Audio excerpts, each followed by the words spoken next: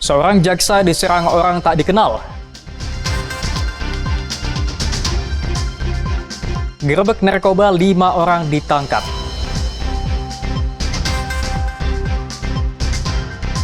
Relawan bangun rumah belajar untuk anak pesisir.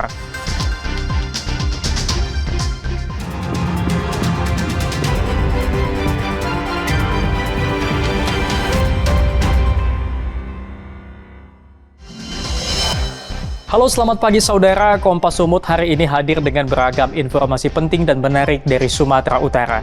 Selain 3 sorotan tadi, sejumlah informasi lain akan kami sajikan dalam Kompas Sumut. Bersama saya, Emir Purba, inilah Kompas Sumut selengkapnya di Kompas TV, independen terpercaya.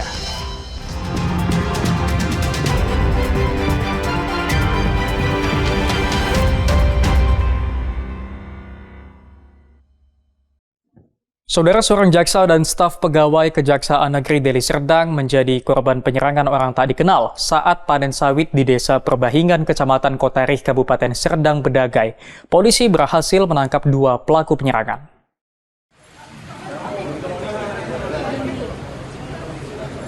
Korban John Wesley Sinaga yang merupakan jaksa fungsional di Kejaksaan Negeri Deli Serdang bersama seorang ASN staf Pidum Kejari Deli Serdang ditemukan seorang sopir truk di areal perkebunan sawit dengan kondisi luka akibat senjata tajam. Korban sendiri berada di perkebunan untuk panen buah sawit. Saat itulah korban didatangi oleh 2 orang tak dikenal dan langsung melakukan aksi penyerangan. Kedua korban langsung menjalani perawatan di RSUD Ambri Tambunan di Lubuk Pakam. Petugas Polda Sumatera Utara berhasil menangkap 2 pelaku penyerangan terhadap korban. Salah satunya Surya Dharma alias Galo yang diduga berperan sebagai eksekutor ditangkap tim Tebas Jatanras Polda Sumatera Utara di Kota Binjai berselang 10 jam usai menyerang korban. Pelaku lainnya yang ditangkap yakni Alpa Patria alias Kepot yang diduga berperan sebagai otak pelaku. Polisi kini tengah mendalami keterangan 2 pelaku dan masih memburu beberapa orang yang diduga terlibat dalam kasus ini. Tim Liputan Kompas TV Binjai, Sumatera Utara. Saudara, 1 unit rumah yang dijadikan gudang penyimpanan tenda dan perlengkapan pesta pernikahan di Kota Medan ludes terbakar. Tidak ada korban jiwa dalam peristiwa ini, namun kerugian ditaksir mencapai ratusan juta rupiah. Warga di kawasan Jalan Bilal Ujung, Kota Medan dikejutkan oleh api yang dengan cepat membesar dari salah satu rumah yang dijadikan tempat penyimpanan alat-alat dan perlengkapan pesta pernikahan. Dari informasi warga, api diduga dari korsleting listrik yang terjadi di dalam rumah dan menyambar sejumlah barang-barang yang ada. Petugas damkar Kota Medan yang dibantu warga sekitar bersama-sama memadamkan api yang kian membesar karena banyaknya material yang mudah terbakar di dalam rumah. 9 unit kendaraan damkar Kota Medan dikerahkan untuk memadamkan api. Selain menghanguskan berbagai perlengkapan pesta, api juga membakar sebuah sepeda motor yang berada di dalam rumah. Kepala Dinas Damkar dan Penyelamatan Kota Medan mengatakan bangunan yang terbakar merupakan rumah tempat tinggal yang dijadikan gudang penyimpanan perlengkapan pesta pernikahan.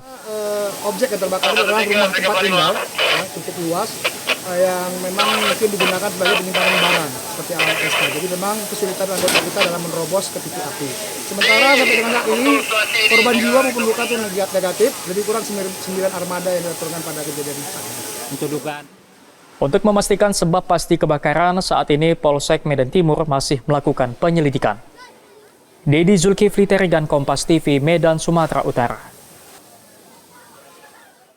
Personel Satreskrim Polrestabes Medan meringkus 4 debt kolektor yang melakukan perampasan mobil yang ternyata tidak dalam tunggakan. Para pelaku juga merampas handphone milik korban. Ini adalah rekaman video yang direkam polisi ketika meringkus 4 debt kolektor di depan Polsek Medan Kota. Awalnya pelaku yang keseluruhannya berjumlah 7 orang, mereka hendak merampas mobil yang dikemudikan seorang dokter wanita di Jalan Stadion Medan. Menurut para pelaku, mobil yang dikendarai korban dalam tunggakan leasing. Padahal menurut korban, mobil yang dikendarai sudah lunas sehingga perdebatan antara pelaku dan korban pun terjadi. Korban pun meminta agar menyelesaikannya ke kantor polisi yang tak jauh dari lokasi kejadian. Namun saat korban merekam peristiwa yang dialaminya, pelaku justru merampas handphone milik korban dan akan melakukan pengerusakan. Polisi yang mengetahui kejadian ini lalu menangkap 4 pelaku dan dibawa ke Polrestabes Medan. Kapolrestabes Medan, Komisaris Besar Polisi Gideon Arif Setiawan menyebut 4 pelaku kini sudah menjadi tersangka dan ditahan. Kekerasan di ruang publik yang dilakukan dengan motif untuk menguasai milik atau benda orang lain itu menjadi ranah penegakan hukum dan terlebih menjadi konsen dari kita untuk melakukan penegakan hukum. Keempat pelaku dijerat dengan pasal berlapis mulai dari pencurian yang disertai dengan kekerasan hingga pasal pengancaman. Ferry Irawan, Kompas TV, Medan, Sumatera Utara. Gerebek narkoba 5 orang ditangkap, saksikan usai jeda.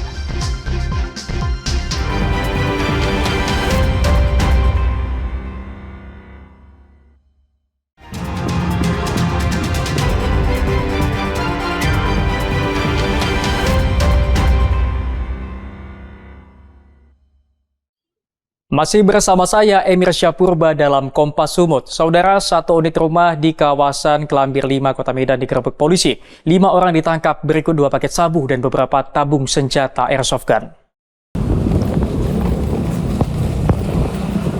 Penggerebekan narkoba di kawasan Kelambir 5 Medan dilakukan dengan menelusuri gang sempit. Lokasi ini sengaja dijadikan pelaku agar tidak tercium petugas. Dalam penggerebekan Kamis sore kemarin, personil Sat Narkoba Polrestabes Medan terpaksa membuka paksa pintu seng sarang narkoba. Di tempat ini, polisi menemukan 2 paket sabu siapaka yang ditemukan di loket penjualan narkoba. Kemudian petugas juga mendapati 4 tabung airsoft gun yang diduga bagian dari senjata airsoft gun yang disiapkan untuk menyerang petugas. Kasatres Narkoba Polrestabes Medan, Ajun Komisaris Besar Polisi Tommy Arwan menyebut selain menangkap 5 pelaku, petugas juga mendapati 2 paket sabu, sejumlah alat hisap narkoba di lokasi penggerebekan. Sarang narkoba yang digerebek merupakan sarang narkoba yang dilaporkan warga melalui media sosial kepada polisi. Di lokasi ini juga didapati tempat melarikan diri di area belakang rumah. Dengan barang bukti berupa 2 paket sabu dan juga beberapa alat hisap sabu, yaitu berupa bong. Dan ini merupakan langkah dari Satuan Narkoba Polrestabes Medan yang secara tegas menyatakan perang terhadap peredaran narkoba, dan kita senantiasa serius terhadap informasi-informasi yang diberikan oleh masyarakat dan kita tindak lanjuti.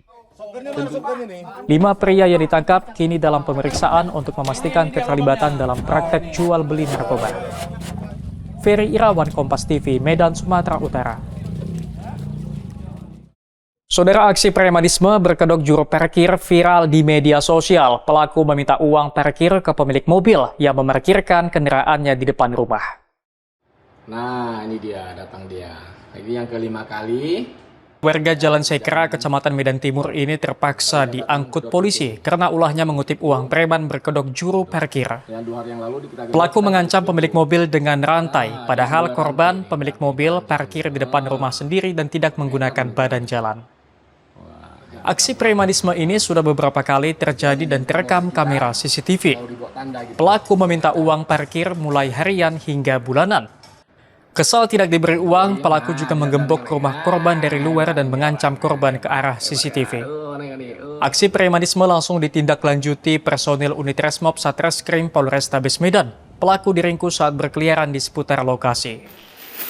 Kasat Reskrim Polrestabes Medan, Ajun Komisaris Besar Polisi Bayu Putro Wijayanto membenarkan penangkapan ini. Dia memastikan akan menindak tegas pelaku premanisme yang meresahkan warga. Sudah beberapa kali mendatangi si pemilik, beberapa kali, kemudian terakhir kemarin, karena sebelumnya ini tidak ada tindak lanjut dari si pelaku dan tidak ada sejumlah uang yang diterima, sehingga si pelaku melakukan pengancaman. Harapannya dengan menggunakan rantai tersebut berusaha menggembok pagar rumah, karena pelaku pada saat itu diketok-ketok, korban sebagai pemilik rumah tidak mau keluar, tidak merespon, sehingga harapannya dengan mencoba dengan rantai tersebut ditunjukkan Harapannya bahwa si pemilik rumah bisa keluar dan bisa untuk dimintai sejumlah uang. Warga diimbau untuk tidak sungkan melaporkan segala tindakan premanisme di Kota Medan.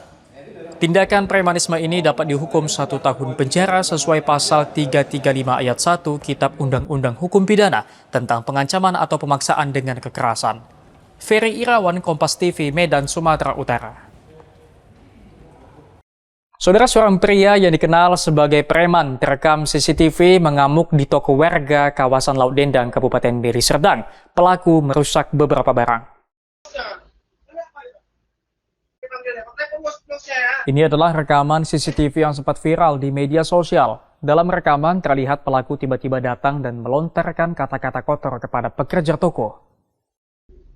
Pelaku juga mengacak-acak barang yang ada di meja kasir, mengintimidasi pekerja dan meminta pekerja toko menghubungi pemilik toko. Saat hendak meninggalkan toko, pelaku juga menendang barang dagangan hingga mengalami kerusakan. Video ini viral dan menjadi perhatian petugas unit reskrim Polsek Medan Tembung. Petugas kemudian mencari dan menangkap pelaku di kawasan Desa Sampali, Kabupaten Deli Serdang. Kapolsek Medan Tembung, Komisaris Polisi Johnson Sitompul mengungkapkan aksi brutal pelaku diduga sengaja dilakukan untuk menakut-nakuti pemilik toko, hingga kemudian pemilik toko memberikan apa yang diinginkan pelaku. Hasil pemeriksaan urin, pelaku positif sebagai pengguna narkoba. Dia melakukan intimidasi kepada pihak pedagang dengan maksud tujuan pihak pedagang takut dan kemudian memberikan apa yang diinginkan si pelaku. Pelaku yang kita amankan yang melakukan aksinya ini, ya setelah kita tes urinnya, ternyata mengandung positif narkotika. Ya sudahlah ya. Petugas mengimbau agar aksi serupa tidak ditiru oleh siapapun. Polisi memastikan akan memberantas setiap aksi premanisme yang terjadi di wilayah hukum Polsek Medan Tembung. Ferry Irawan, Kompas TV, Medan, Sumatera Utara. Relawan bangun rumah belajar untuk anak pesisir. Saksikan usai jeda.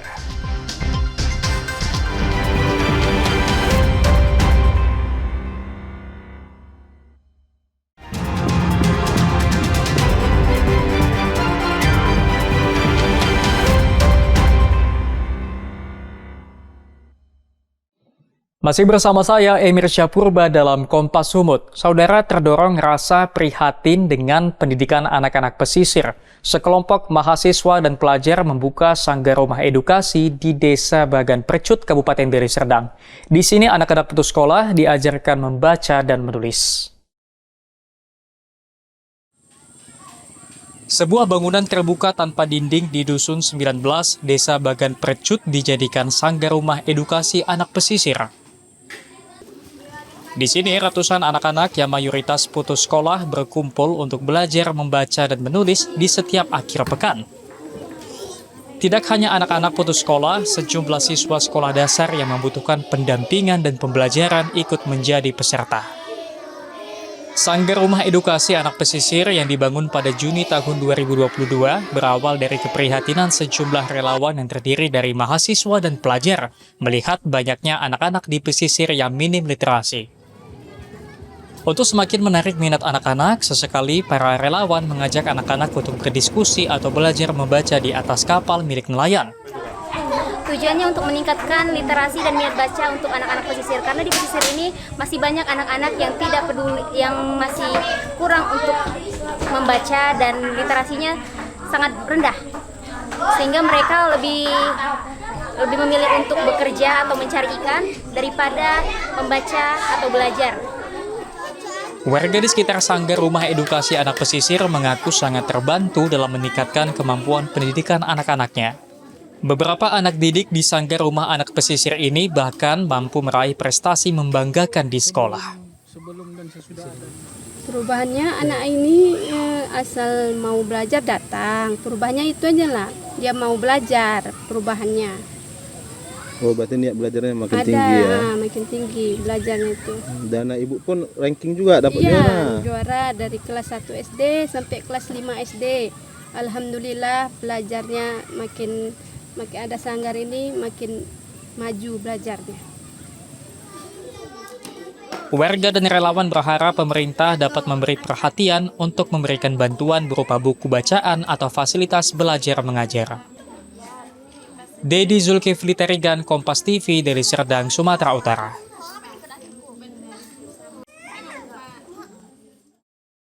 Saudara, di desa Aek Sabaun, Tapanuli Selatan, Sumatera Utara ada sebuah warung kopi menawarkan wisata kopi. Di sini pengunjung dapat memetik kopi sebelum diracik dan diseruput.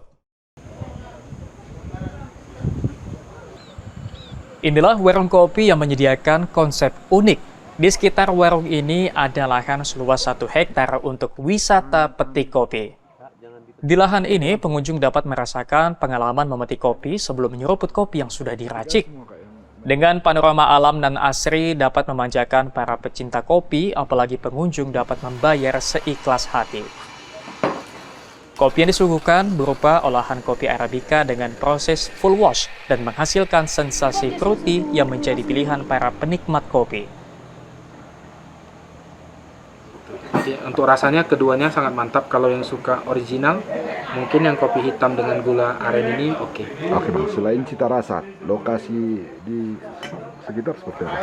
Iya, lokasi sekitar, karena ini dekat Sibio-bio ya, jadi sangat sejuk, kemudian lebih untuk yang pencari ketenangan, yang suka baca, ya seperti saya yang suka menulis, bolehlah datang ke sini. Bisa sambil berwisata, berekreasi, sambil ngopi dan sambil makan. Oke Bang. Awalnya pemilik warung Dirtiawati harahap sekedar menanam kopi, kemudian muncul ide mengolah serta menyuguhkan olahan kopi miliknya beberapa tahun lalu. Respon positif pengunjung membuat Dirtiawati memilih bertahan menjalankan usahanya. Kita menyediakan jenis kopi Arabica dan Robusta. Arabica itu ada beberapa proses pengolahan, salah satunya natural, wine atau fruity, lebih banyak dikenal orang, dan yang biasa untuk diminum adalah full wash. Konsepnya seperti apa Kak? Konsep sejauh ini di Tiana adalah minum seikhlas, minum sepuasnya, bayar seikhlasnya. Kenapa konsep ini dibuat? Biar masyarakat luas bisa mencicipi kopi yang enak. Jika kita buat patokan harga, maka akan orang sekitar merasa itu tidak wajar dengan harga segitu. Karena Tiana Kopi itu tempatnya berada di daerah. Memberi pengalaman memetik kopi sekaligus menyediakan lokasi wisata kebun kini menjadi pilihan wisatawan saat melintas di Tapanuli Selatan. Khairul Bazar, Kompas TV, Tapanuli Selatan, Sumatera Utara. Saudara, Kota Brastagi tidak hanya memiliki sejumlah destinasi wisata, namun juga memiliki aneka kuliner yang menjanjikan cita rasa yang unik. Salah satunya pulut teri dan mie saus, kuliner yang ada sejak tahun 1970-an ini terus menjadi favorit wisatawan dan warga. Jika Anda tengah berada di kota wisata Brastagi, tak ada salahnya mencoba menu kuliner pulut teri atau mie saus di Jalan Abdi Kejora, Kota Brastagi. Warung yang buka sejak pagi hingga tengah hari ini selalu ramai dikunjungi warga yang berburu pulut teri dan mie saus. Kuliner pulut teri sendiri merupakan perpaduan beras pulut dan ikan teri yang digoreng kemudian disajikan dengan saus yang diolah dengan resep khusus yang merupakan warisan keluarga sejak tahun 1970-an. Penjual pulut teri dan mie saus yang merupakan generasi kedua berharap resep warisan keluarganya dapat terus diterima oleh warga Kota Brastagi dan wisatawan yang datang. Kalau saya neruskan udah sekitar 10 tahun lah. Terus ini kan resep keluarga, jadi semoga resepnya bertahan. Rasanya yang gurih menjadikan pulut teri dan mie saus favorit warga untuk menu sarapan. Bahkan tak jarang pembeli datang dari kecamatan berbeda hanya untuk membeli menu sarapan ini. Kebetulan istri saya kan langganan di sini Bang, terus mau sarapan, jadi saya beli dari Tiga Panah ke sini Bang. Berarti udah langganan khusus di sini Bang? Iya. Gimana rasanya Bang? Otentiknya seperti apa nih Bang? Sini sih andalannya pulut terinya Bang. Mantap. Untuk menikmati menu kuliner ini, Anda cukup membayar Rp5.000 untuk satu porsi pulut teri atau mie saus. Hendri Setiawan, Kompas TV, Karu, Sumatera Utara. Sampai di sini Kompas Sumut hari ini. Anda bisa menyimak video tayangan kami di kompas.tv atau menyaksikan secara langsung via streaming di kompas.tv/live. Kami undur diri, tetap saksikan rangkaian program berita di Kompas TV, independen terpercaya.